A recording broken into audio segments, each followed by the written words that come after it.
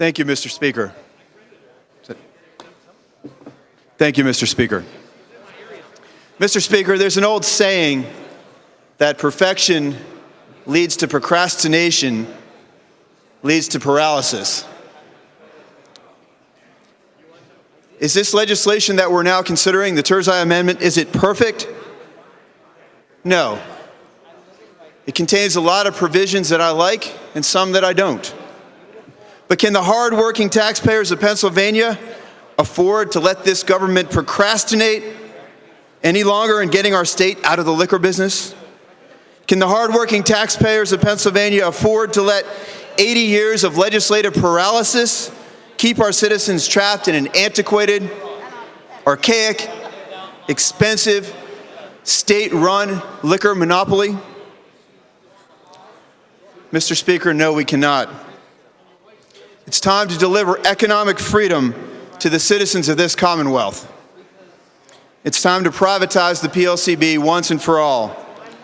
Mr. Speaker, through the course of the debate this evening, many of the detractors of this amendment and this legislation have compared our experience here in Pennsylvania, this proposal, to the proposal in Washington State that hadn't gone so well for the taxpayers in that state.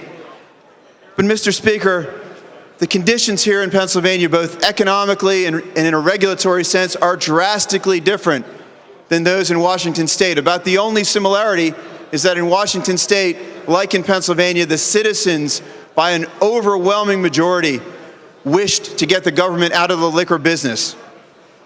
Mr. Speaker, in Washington State, the legislation that was adopted imposed 4 different taxes on the purchase of alcoholic beverages: a 10% wholesaler tax, a 17% retailer tax, a 20.5% sales tax, and a $14.27 per gallon tax. Our taxes in Pennsylvania would be drastically lower than those taxes.